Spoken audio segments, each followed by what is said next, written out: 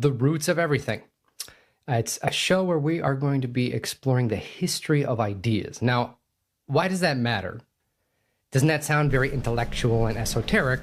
And the whole premise is that ideas are the most important and influential things in history.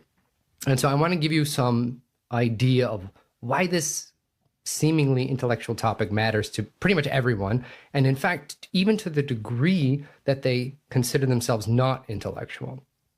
So I'm going to give you a quote from John Maynard Keynes. And this is a famous quote by him. He's the father of macroeconomics and Keynesian economics, if you've heard of that. This is not a show about economics, but the same concept applies here. So here's the quote.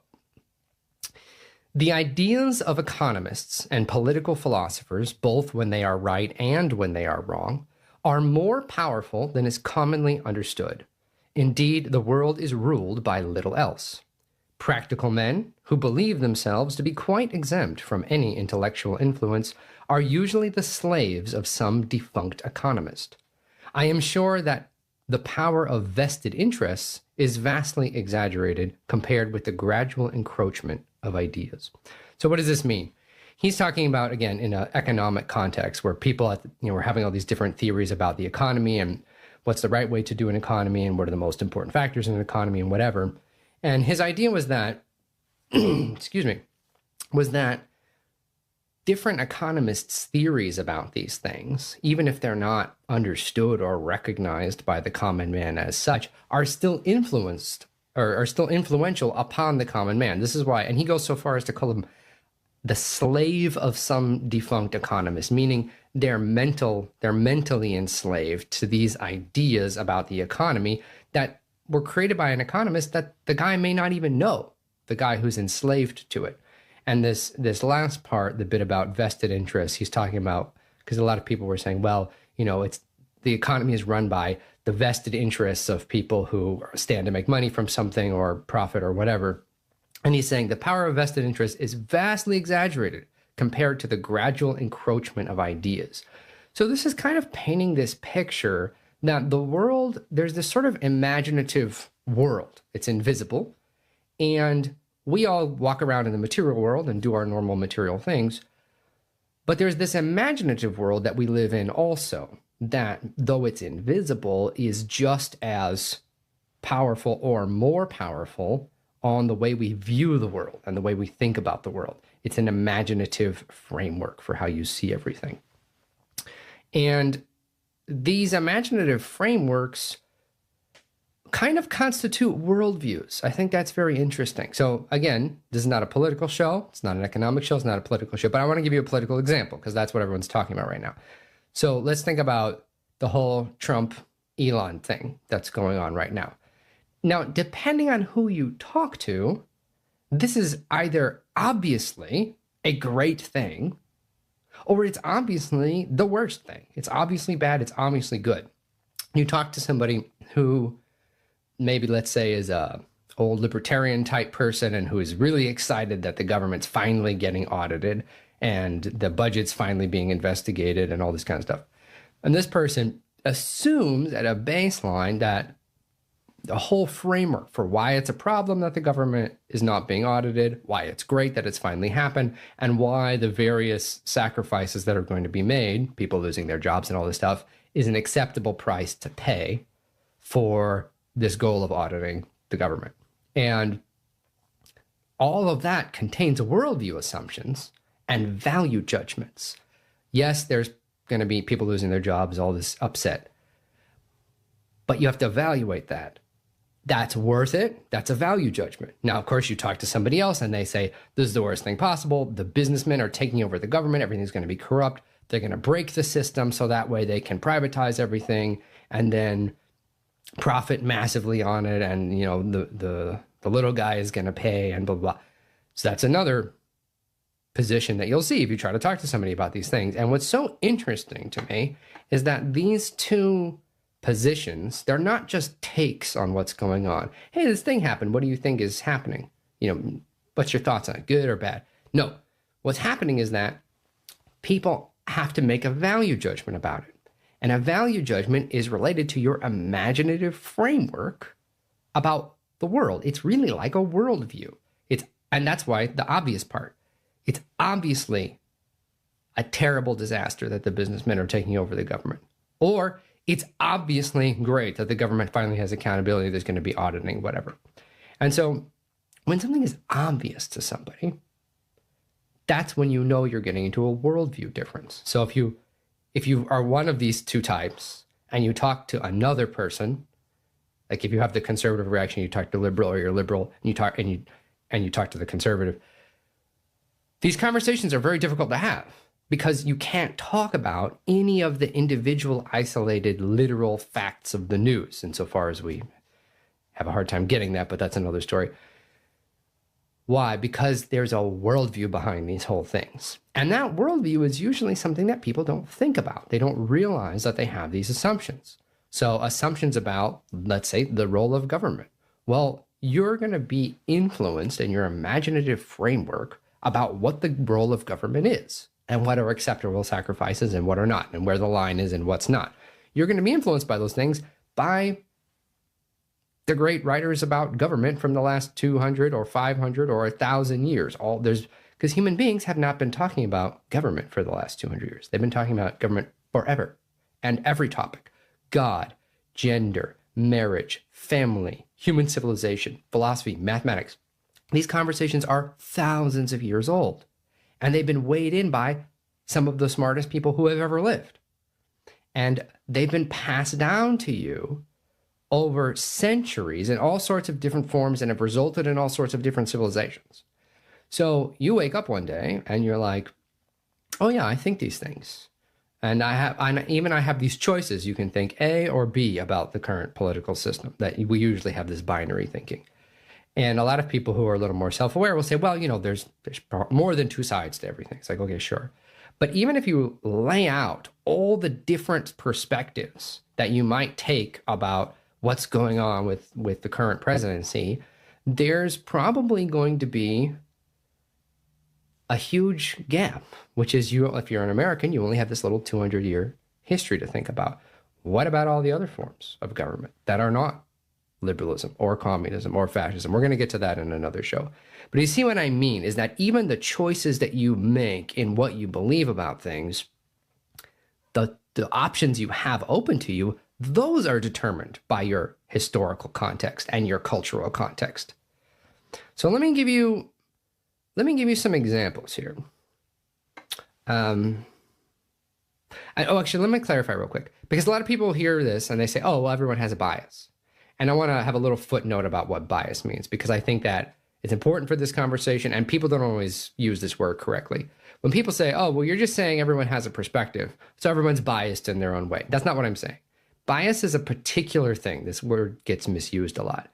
Bias means like in a situation where, let's say there's two people and, they're having a conflict or something, and one of them is your sister, and you have this inherent family loyalty where you're biased towards your sister in this conflict and you're biased against the stranger in the conflict because you don't know who this person is, and you have this, again, this built-in family loyalty. So I think this is more of a properly used in a legal sense, where you're trying to weigh two things and you need an unbiased person, somebody who's not involved personally in any of those things.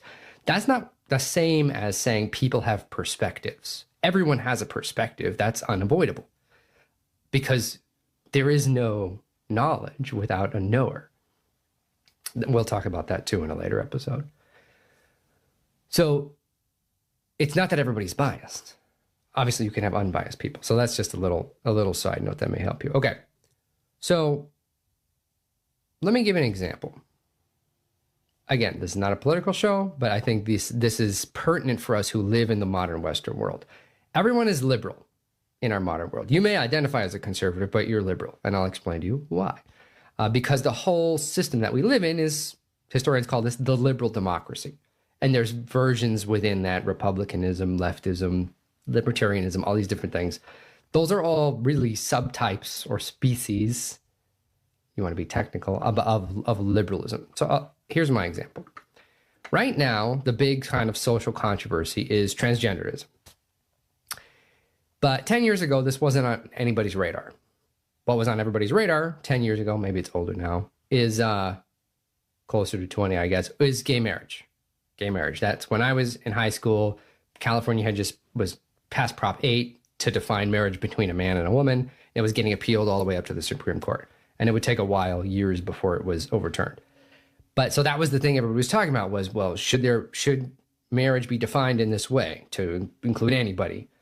And transgenderism wasn't really on the table. That wasn't anything anybody was talking about. Homosexuality was the big controversy, and the liberal position was, yes, we should allow gay marriage. And the conservative position was, no, marriage is only between a man and a woman.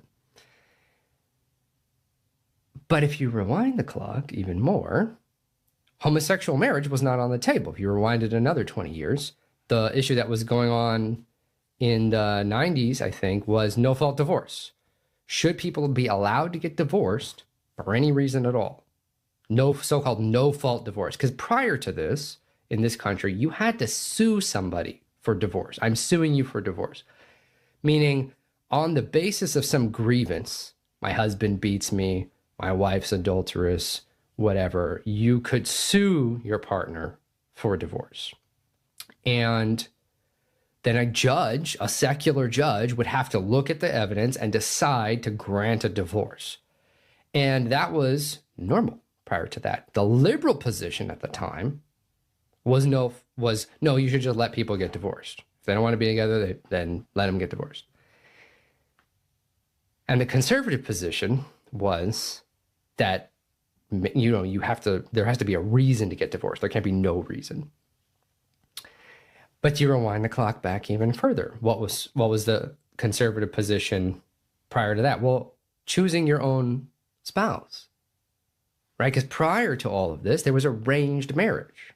And the liberal position was the so-called love marriage, the idea that you would marry the person who you had certain kinds of feelings for, irrespective of what your parents thought, what their parents thought, what your culture thought, what your religious differences were, blah, right? So my point being, and maybe you're starting to get a sense of this, is that what the conservative, so-called conservative position is in any of these issues shifted over time, right? So we'll rewind it back. When there was arranged marriages, the liberal position was you should choose your own spouse. But then after this changed, everybody accepted the love marriage. You got to choose your own spouse. What are you going to do? And then the liberal position became no-fault divorce. And then after that, now everybody's okay with no-fault divorce. People can be against divorce. They're like, but it's very hard to talk to somebody. You say, well, you're against divorce, right? Like, yeah, of course. But then they'll say something like, but you can't really force people to be married. It's like, what are you going to do? You just got to, if it doesn't work out, it doesn't work out. And they shrug because their imaginative framework has been shifting this whole time. The imaginative framework is, well, you can't force people to be married. And there's a lot going on to that. And then again, it shifts again. It's like, well, all the way to present day, I was talking to somebody and he was an old baby boomer age person. And he's like, man, this transgender thing is just ridiculous. You're either straight or you're gay and that's it. And I was just like holding in my amusement because he was basically saying something to the equivalent of, we need to go back to good old gay and straight marriage. Good old traditional, old-fashioned, straight and homosexual. And it's like, he is coming off as this kind of old, conservative, curmudgeonly type of person, yet he is adopted at his core outlook of the world what was once a very liberal position. And that's true at every step in this chain. That's what I'm trying to say to you. Okay, so what does this matter? And I want to talk about these links in this chain because I think it's a really interesting study on what your imaginative framework has to be to find these beliefs plausible. And then they work their way into the culture and become accepted. They become part of and embedded into everyone's imaginative framework. And you know this because now, to you listening to me right now, the idea that you should be able to choose the person you marry, irrespective of anyone else's opinions, especially your parents, maybe especially your parents, That's basic. That's just basic to all of our imaginative framework. And the concept of arranged marriage is something that is kind of a joke. It's kind of like part of this weird fantasy world that we have a hard time imagining, or it's forced marriage. Like we think, oh, arranged marriage, it must be forced marriage, which is where you have no say in how this works. And of course, traditionally arranged marriage, the bride and groom to be have the right to refuse, or they'll go to their parents and they'll say, well, this is what I want. And then the parents try to meet their criteria. And then if, let's say the bride doesn't like any of these suitors, she just says, no, find me somebody else, or I won't do it. And then they honor that, right? So, but that's obscured from us now today, because to us, arranged marriage must equal forced marriage. And that's because of the imaginative framework we have about human life, family, the meaning of everything, etc. So let me run through these. Because let's see here. I want to run through the assumptions that are underneath each one of these ideas so that you can start to get a sense of how the worldview difference works. Okay, so transgenderism. So what is going on as an assumption in the imaginative framework underneath all of this? Well, it's something like reality can be redefined according to human will. So if you will something, if you feel a certain way, you should be able to redefine how reality works. So you use technology to change your sexuality. And the assumption is that there's assumptions about technology in there, right? What is the purpose of technology? And that goes all the way back to this old early modern idea about the purpose of science and technology, which if you read a lot of these thinkers, we're going to read some more in the first few episodes after this. They had this idea that technology existed to reshape the world according to human will and human desire. And this is also why they were all interested in alchemy and the occult. Very interesting. C.S. Lewis points this out in his famous essay, I'm blanking, Abolition of Man, where he says, you know, science and sorcery really have the same goal, which is to subject nature to the will of man. So nature can suggest, hey, I mean, you seem to have been born a man. And man can just deny that reality with the power of technology. So underneath that, I'm not evaluating any of this today. I'm just using it as an example for how there are assumptions underneath things. I want to be clear about that. So there's assumptions about technology. There's assumptions about the relationship of nature to will. And so underneath all that is this idea of transhumanism, which is that we can shape who we are according to anything we want. We're not beholden to nature.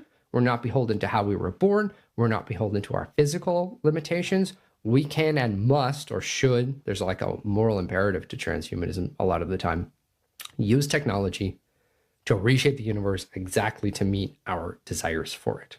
Okay, that's a big transhumanism. That's a big whole worldview going on underneath this little thing, this little quote unquote thing. Okay, so let's go back. We're going to walk it back all the way to the love marriage. So homosexuality, what's going on? It's sort of a precursor to that at the idea level, right? So what's going on with gay marriage is the assumption that biological realities don't have any intrinsic moral bearing on us, right? So it's like, okay, you look at a man and a woman, you know, if you don't know what I'm talking about, you know, I'll tell you when you're older, but like they have certain physical characteristics that are clearly designed to work together for a particular purpose. And it's a very important purpose because we need to make more people. And you would look at that if you were an old-timey philosopher and say, oh, this is inherent in our natures as men and women. And so nature has a sense in which that's what you ought to do. That's the purpose of this thing. You should do things according to their innate purposes. And so just the fact that the biology of men and women are the way they are tells us what we should be doing with those biologies. And the assumption under homosexuality, under gay marriage, is to deny that biological reality. And it's because you're saying a gay couple and a straight couple are, for all intents and purposes, equivalent when we're talking about marriage. And the only way you would say that is if you were detaching yourself from biological realities. So the way to make that coherent is to say nature doesn't really have a say in what we do. The physical, in other words, is neutral. It's subject to what we do with it. There's no connection to the spiritual. So even under that, there's this idea that the physical and the spiritual don't really have any intrinsic relation with each other. Now, what's the contrast? I talk about this a little bit in my book, In Journey to Reality, where I say, for ancient people, the idea that the physical and the spiritual world could be disconnected at all would have been crazy to them. We think that all the time. We use the word just. We love this word. It's just a tree.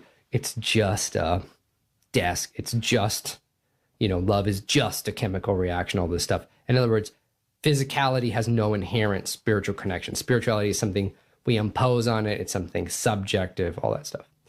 Not so for the ancients. They thought physical things had an innate spiritual connection to them. That the physical content is a manifestation of the spiritual content. I'm generalizing a little bit, but you get the idea. So you have to part with that if you're going to say that a straight couple and a gay couple are sort of equivalent in what they are and what they're doing, which the ancients would not have said. And quick aside here, this is a tiny footnote. Yes, there was a lot of what we would now call homoerotic behavior across a variety of pagan cultures in the ancient world, but none of them, and we'll have a whole episode on this later, none of them would have said that homoeroticism is equivalent to a marriage with a woman. Because there's usually guys who were doing this, right? So there was Greek homosexuality, but not in the way we think about it. And also not in the LGBT kind of the way that that's talked about today, but also those guys all had wives and families too, right? They'd fool around on the side and this and that, but none of them, even so that they did that, none of them would have seen that as equivalent to a marriage, because a marriage is about creating a family, and a family is the building block of society, and et cetera, et cetera, et cetera. So even in you can see the radical difference, because even in our conceptions of, let's call it homoeroticism, this is a little bit anachronistic, but run with me. Even in our conceptions of homoeroticism, the ancients would have had a completely different take on it, and they would have viewed what we were doing as sort of insane. Why? Because their imaginative framework was completely different. Okay, now let's get to the good stuff. I mean, this is the part that I think is really interesting. So the no-fault divorce and the love marriage. So when you talk about the no-fault divorce, you say, well, listen, you can't force people to be together. You're assuming all of these things about the nature of humanity. You're assuming, for one, this concept called radical individualism, which is that people are first and foremost, first and last, individuals. They are by themselves, and they can enter into agreements or contracts with different kinds of people, all sorts of arrangements. They can break those arrangements as they wish. But fundamentally, at the end of the day, we are individuals. That's what you have to assume from that.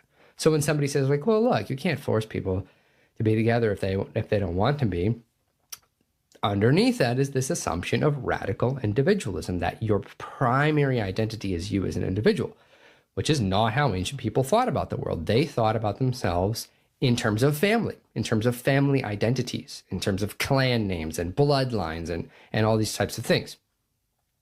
And the difference between those two views is one is subtle. This is subtle, but dig down with me, is that when you're a radical individual, the purpose of your life generally comes out to be something like personal satisfaction. It's just me. I need to be happy. I don't want to be miserable. Reasonable.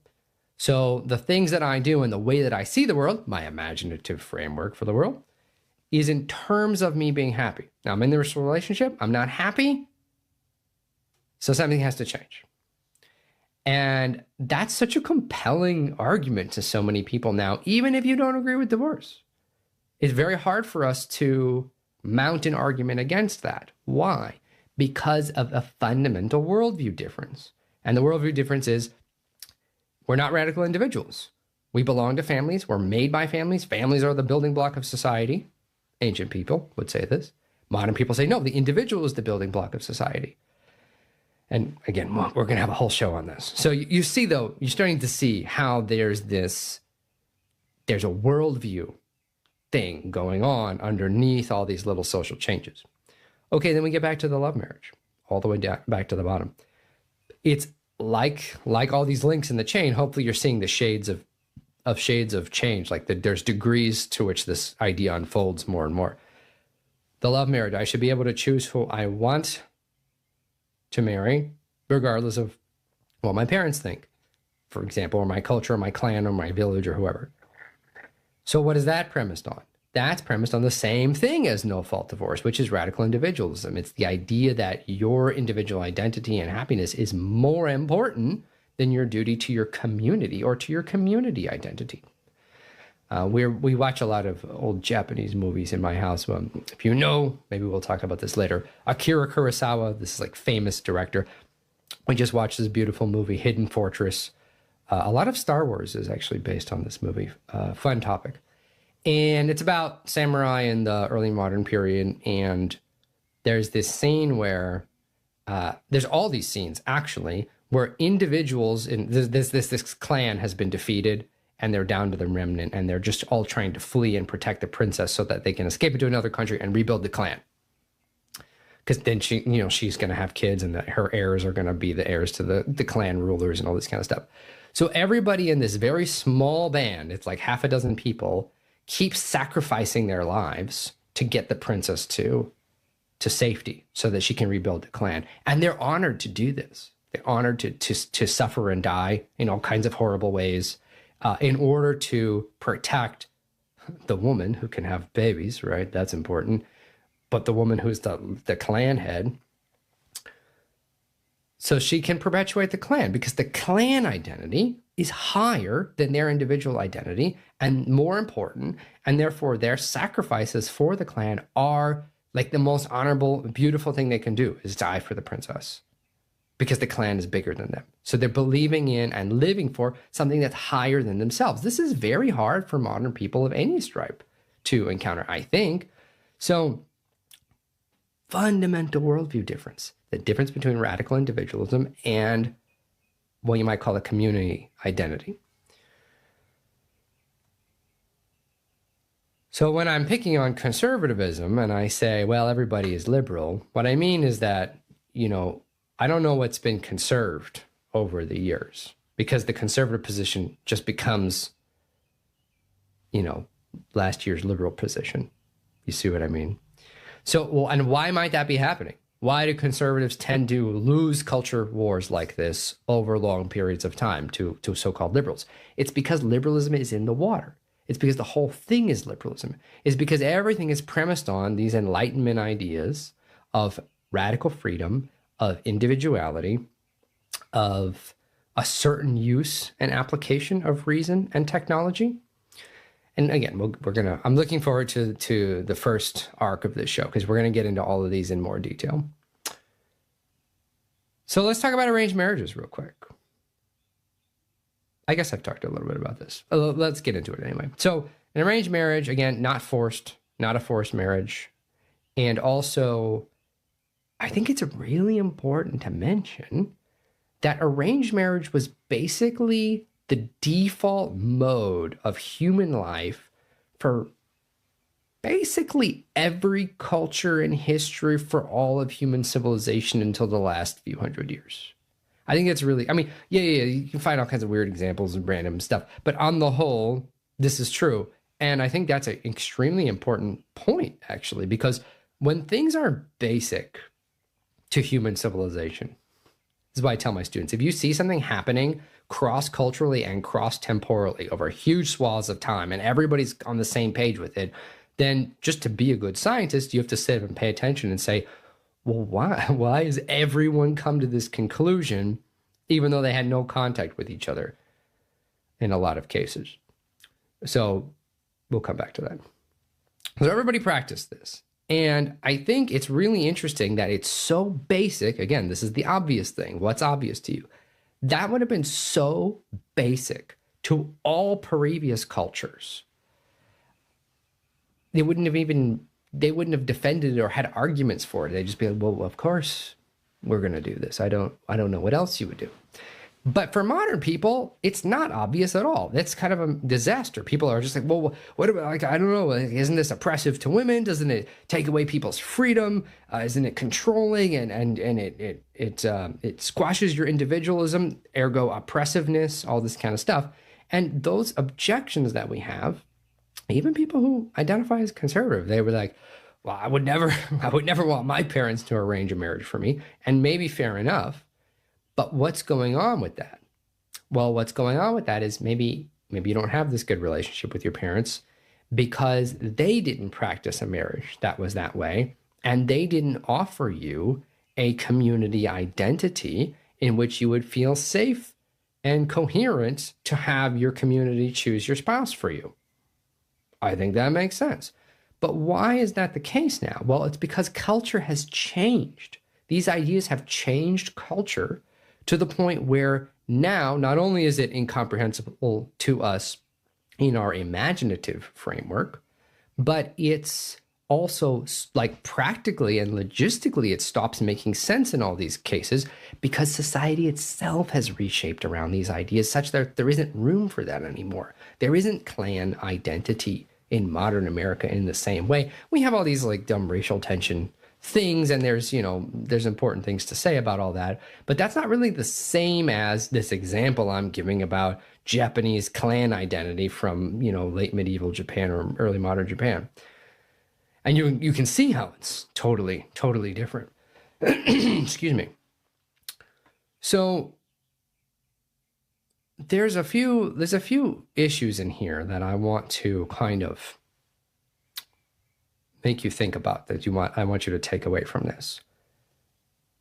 We can't talk about them all, comprehensively right now, but think about these three things. Individualism versus community.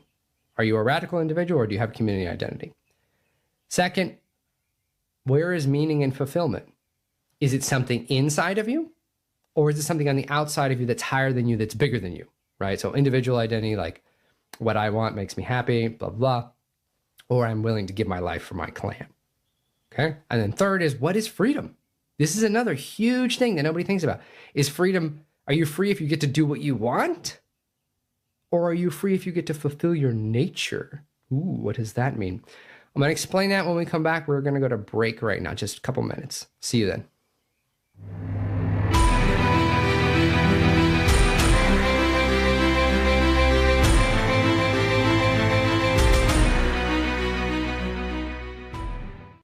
How do you explain the sacraments?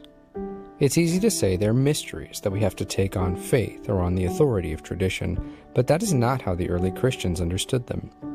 To them, and to all ancient people, the idea that physical objects had spiritual power was very intuitive, whereas modern people tend to find this difficult, bizarre, or even unchristian. This is because we live in an era shaped by secularism, a way of viewing the world that's incompatible with sacramental thinking.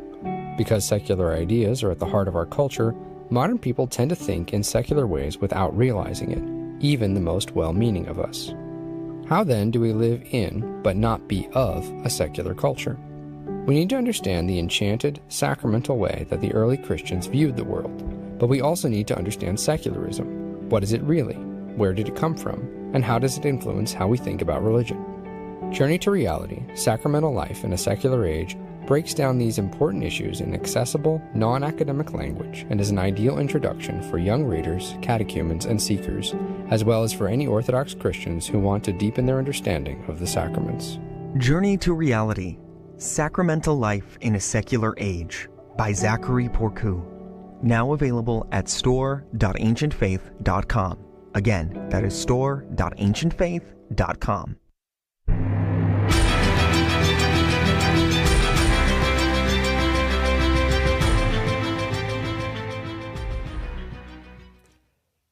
Okay, so some worldview differences that we were talking about just now. Individualism versus community. Where is your fulfillment? Is it inside of you or is it something bigger than you? And then what is freedom? I'm going to talk about this for just a second. So modern people have this idea that being free means you can do whatever you want. If somebody tells you you can't do that, then you're not totally free, right?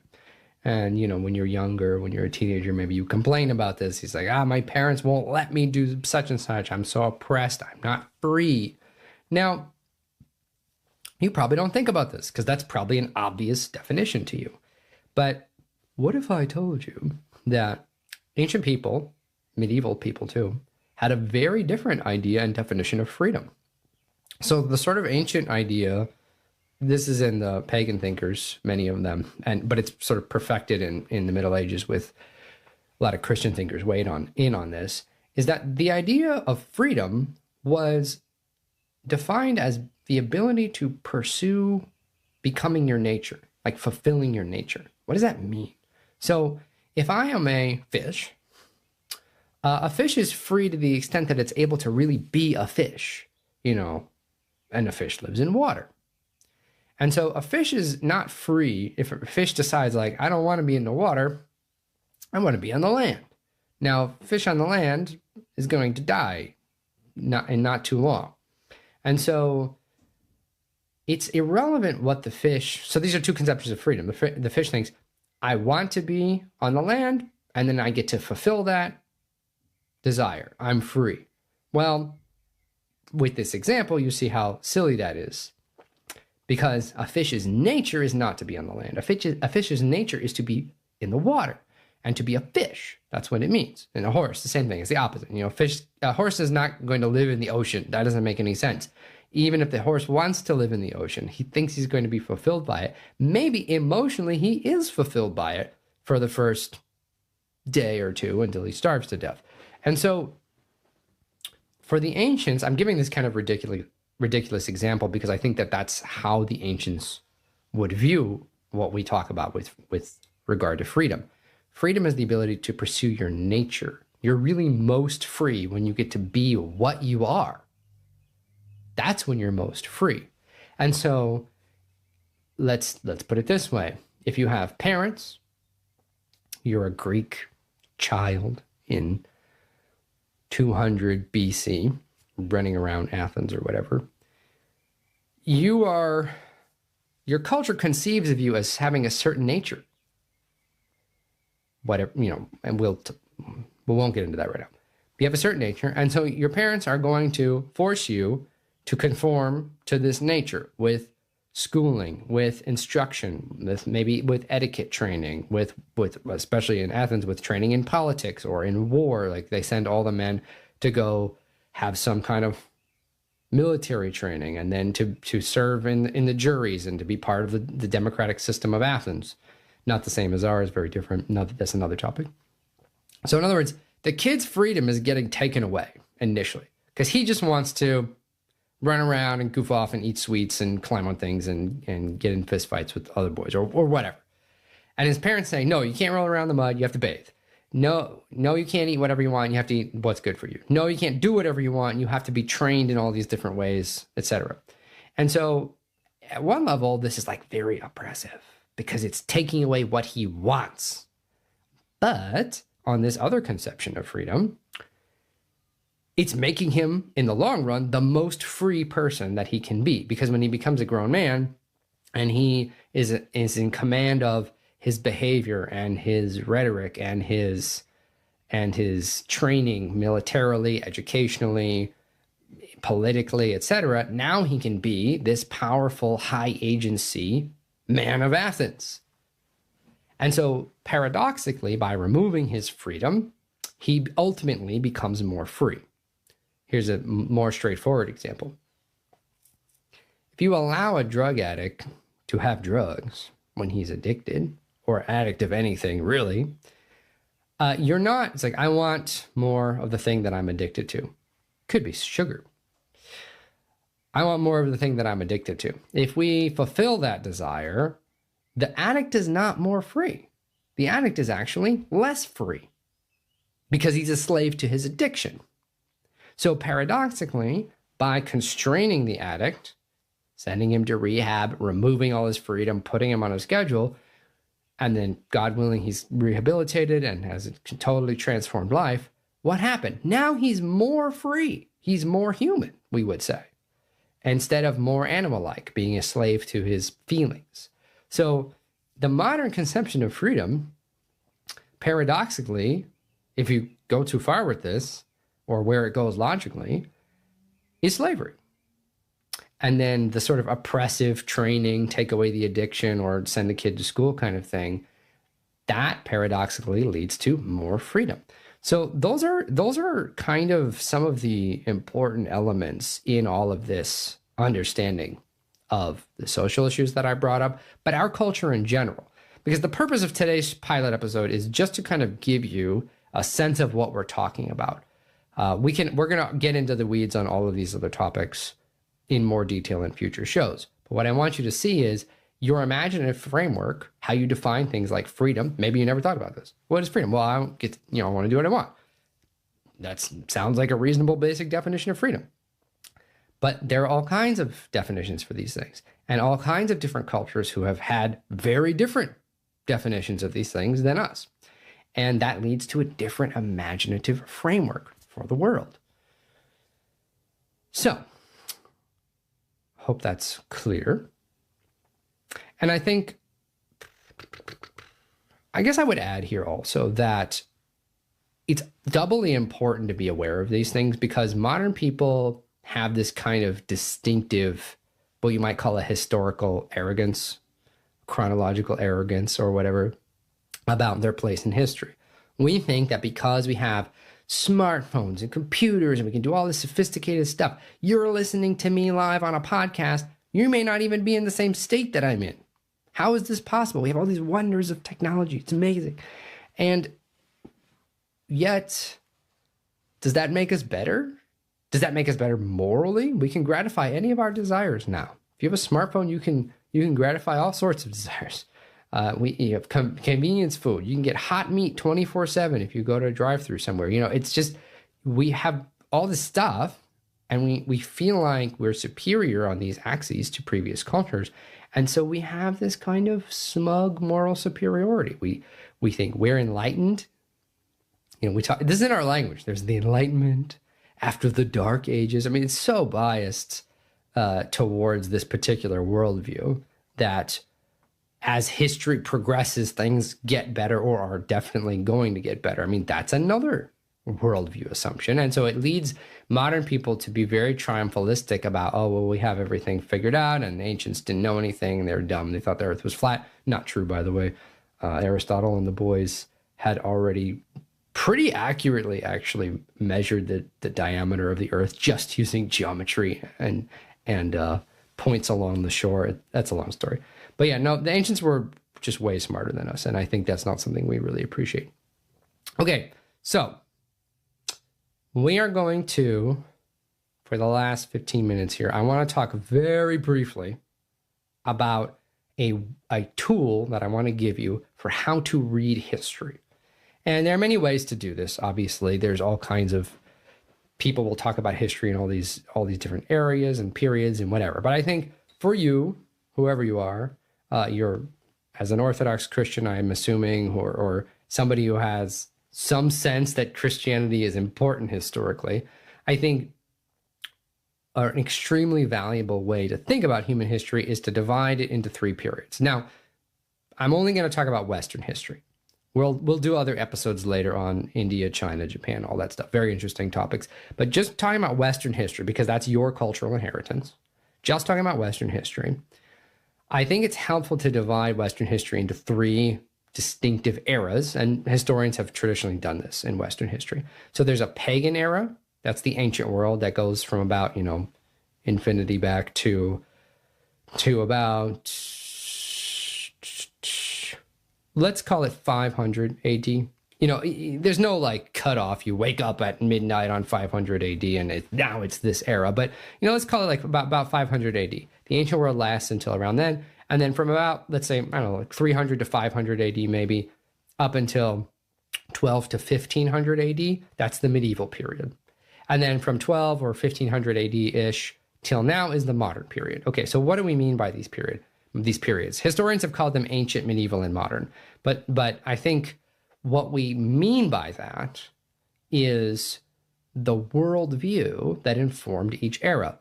So the ancient world was a pagan era, meaning pagan ideas about the universe, cosmology, the gods, had this kind of overarching framework. That their moral imagination was pagan. And we'll talk about that, what that means in a second. For the so-called medieval period, or quote unquote Middle Ages, the overarching framework for their moral imaginations, for their worldview, was Christianity, or Christianity-like things. Like Islam comes up in this era, but it also has a similar imaginative framework. And then the modern imaginative framework is secularism. So we're talking about a pagan era, a Christian era, and a secular era, because those are the worldviews that dominate the imaginative framework of each of those eras. Now, that doesn't mean that there weren't people who were different religions. It doesn't mean every single person was that religion at that time. Obviously, that doesn't make sense. But we're talking about, again, the framework for people's conceptions about the world. So let me quickly summarize each of those three things. And I think that's going to give you a really good grounding for kind of everything else that we talk about the show related to the big picture of history. Because part of the thesis of all this is that by explaining these ideas to you, by making you aware of them, even in very basic kind of conceptions, big broad brushstrokes, we don't have time to get into all the little details.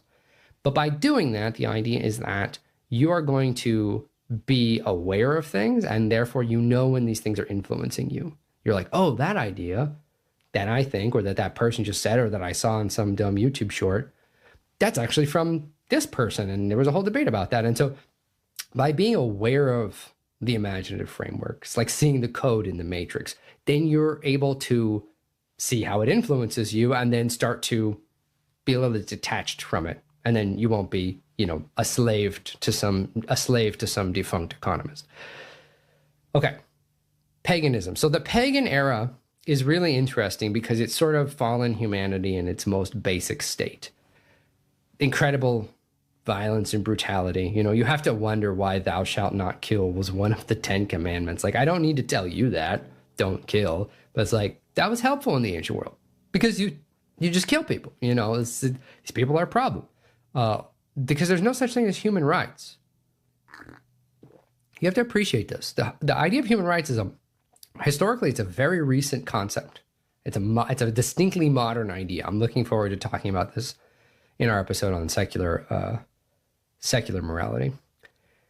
Ancient people had no concept of human rights because at a very basic level, it's self-evidently obvious that no such thing exists. Some people are taller than others. Some people are stronger than others. Some people are smarter than others. Some people are more beautiful than others, et cetera, et cetera. And when you're trying to do something, it's better to have the better thing. Beautiful courtesans are better than less beautiful courtesans. Stronger soldiers are better than less strong soldiers. Wise rulers are better than unwise rulers, et cetera. And then some people are just better at everything than other people, or all the things that matter. And then many of the ancients looked around and they were like, well, some cultures are just better. Some cultures are short and small and weak and stupid. And they're obviously slave races. And we're obviously superior. Like the Romans thought of themselves this way. It's like, okay, that's a slave race. This race, we respect the Greeks, we're going to learn from them. And so to them, there's no real reason to think that anybody has any sense of intrinsic value. Why would that be the case? You're only as valuable as what you do. And that's very practical. If you step back a bit and you look at it intuitively from a very basic survival and human interaction perspective, that's pretty obvious, actually. And then part of that, what did I just do? I just created a hierarchy of values. So some things are better than other things. That's a hierarchy. And what do you know? The whole pagan outlook of the world was hierarchical. They had very structured hierarchical class systems.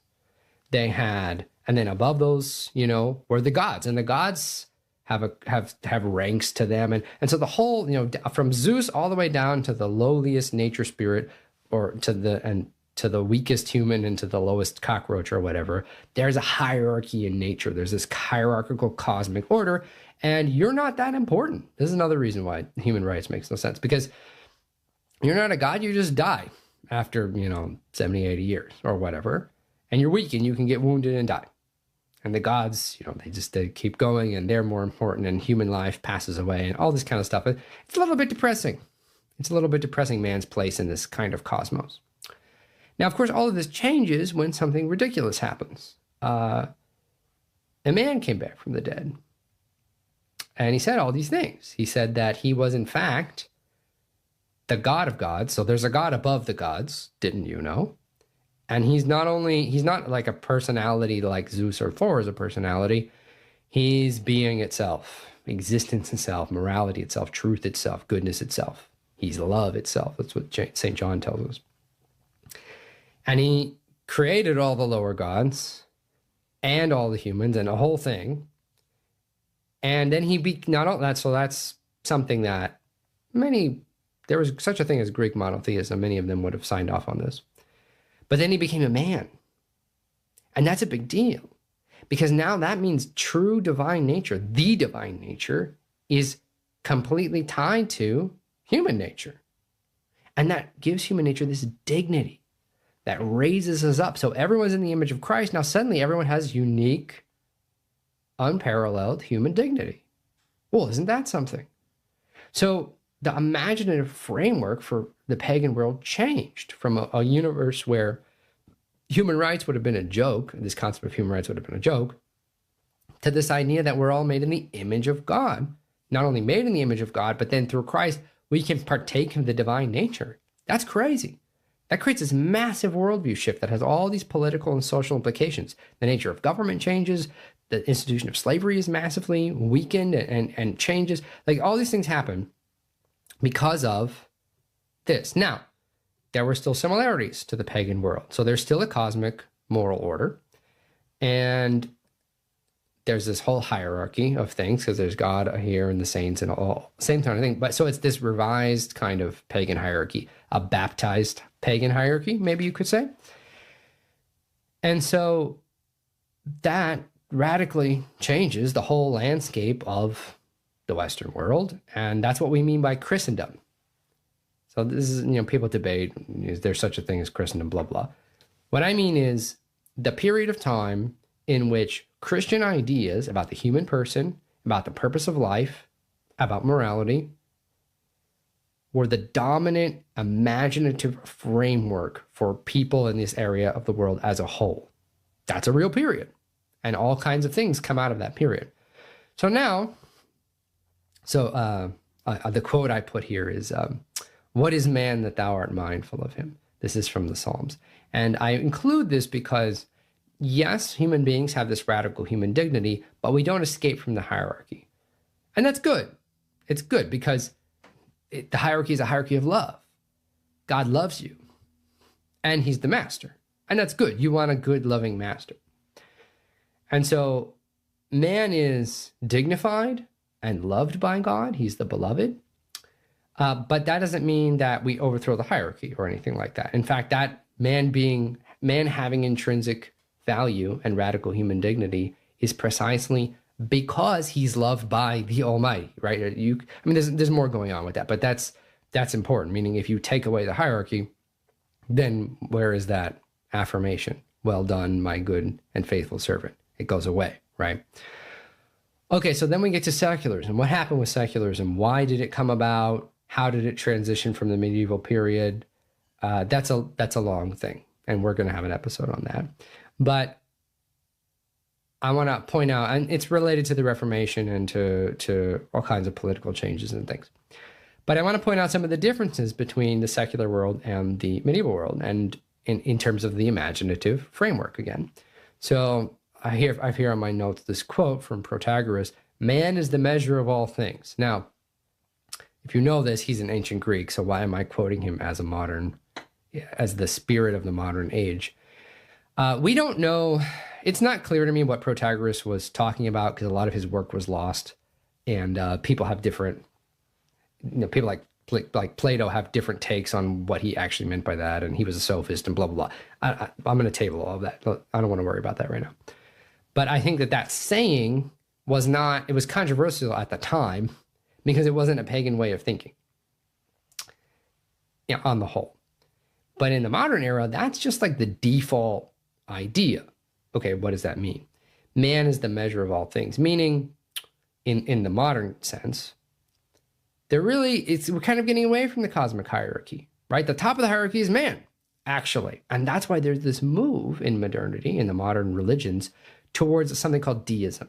And deism is the idea that God exists, sure, but he made the world like a watchmaker, meaning he created the world at the beginning, he wound it up like a watch, and then he walked away and let it just run by its own. He doesn't intervene in the world.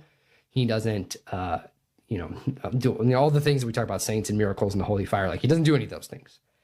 Thomas Jefferson rewrote the New Testament to take out all the miracles because he was a deist. He wanted Christ to be this great moral teacher, but the idea of miracles and the resurrection, all that was, it's ridiculous. That's not a rational conception of God. That's a superstitious, I don't know, pre-modern idea. I don't know what he would have called it.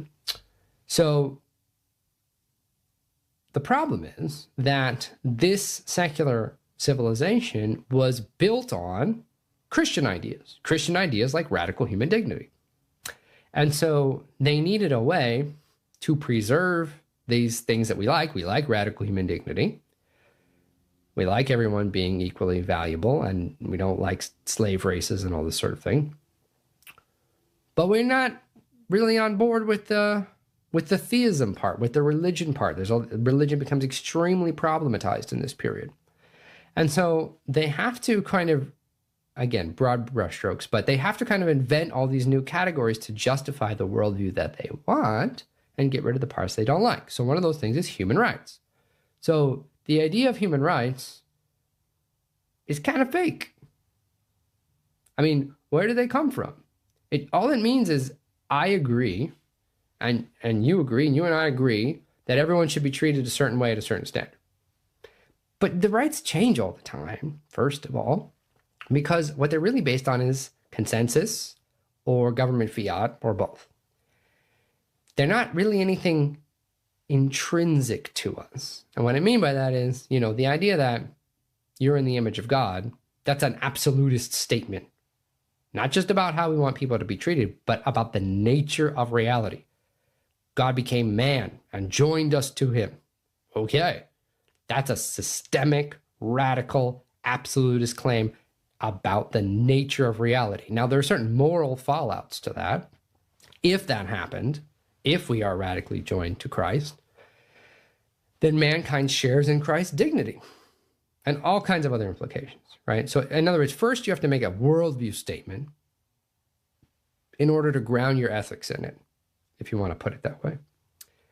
But on secularism, the worldview statements are, well, religion is kind of a subjective matter of personal opinion. We're not going to get into it. We're not going to have a state religion, which is the same thing as saying we're not going to have a state worldview.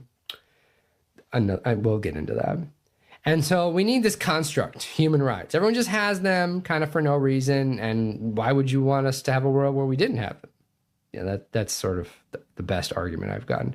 And it's like, but they're not real. There's something we made up to kind of fill the gap of something powerful, something really powerful, like saying that we can partake in the divine nature through Christ being God and man. That's powerful.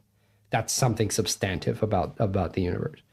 So then that leads to all these other kind of things that we're going to talk about when we talk about secularism, that are human kind of constructs as an edifice to replace the old Christian system of Christendom. Now, why am I talking about all this? Why do we just get into all this weird detail? Because it's important for you to know that our history in the West passed from this pagan era with a pagan imaginative framework, was radically changed into a Christian era with a completely different Christian imaginative framework, and then a secular era in which there was a completely secular imaginative framework. And it's interesting, one of the interesting things, is that you couldn't have come up with all these secular ideas in a pagan world. You couldn't go from pagan to secular. Because you show up and you're like, human rights. And the Greeks are like, what are you talking about? Like, they had no conception of that. It actually took Christianity revolutionizing the pagan world and then secularism kind of revising and editing out a bunch of things from Christendom to get the worldview that we now call secularism that we now live in. This is relevant to you, oh dear listener, because you live in a secularized world. You live in what scholars call a post-Christian world. This doesn't mean you live in a non-Christian world, because obviously there's Christians everywhere. What it means is that our imaginative framework is the framework of a society that was Christian and then walked away from it as a whole culture. So we're an ex-Christian culture. And that matters, and not every culture is like that. So Japan, for example, it was pagan and then it became secularized by the Westerners. Now, obviously there's Christianity in Japan, but there's Christianity everywhere. But as a cultural story, you have this intensely pagan, very specific Japanese culture that jumps right to modern secularism because the West forces Japan to become secularized and modernized. And so they're a post-pagan culture and we're a post-Christian culture. And that kind of comparison is really interesting. We're going to probably do an episode about that as well. So I'm saying all this because I want you to get a sense for what your cultural DNA is so that we can understand what your imaginative framework is so that you can recognize it when you see it and you're a better thinker and a better just observer of culture and cultural trends and ideas. So it sounds maybe esoteric at the beginning. We're pitching this show about the roots of everything, but actually it's very basic, and a little kind of basic familiarity with a lot of stuff that I think you'll find very intuitive, I think will go a long way. And I'm really interested to see where this goes. So we're going to end, but I want to say a little bit about what we're doing with this show. So this is the pilot episode. Thank you for joining me. But what we're going to do from now on, so this is a standalone episode. What we're going to do from now on is we're going to do mini-series on all these topics. Because these topics really can't be covered in one show, I think, 1 hour show. So what I'm going to do is we're going to have a 4-week series that's dedicated to some topic. So the first one is going to be the roots of secularism, actually. That's kind of what we were setting up for now. So we're going to do 4 weeks of that topic, the roots of secularism, and we're going to hit different subsections of that. Politics, morality, technology, whatever. Then we're going to take 2 weeks off. So there'll be no show for 2 weeks. So it's a weekly show for 4 weeks, 2 weeks off, and then I'm going to get ready for the next show. And that show will be on a new topic, and we'll run that for 4 weeks. And then we'll have a 2-week break, and then we'll do a new series. So a bunch of mini series. That's pretty much how the show is going to go. And I think that'll be interesting, and I'm looking forward to interacting with more of you and hearing about the things you want to see and what kind of topics you want to address, because this is a listener-backed presentation, right? So I want to know what the listeners want to know about, and I think it's going to be fun. So first series is starting next week, the roots of secularism, and I'm really excited for it because we're going to elaborate on a lot of the things that we talked about today. All right, so this is the pilot episode of the Roots of Everything. I'm Dr. Zach Porcu. Thank you for joining me. I will see you next week.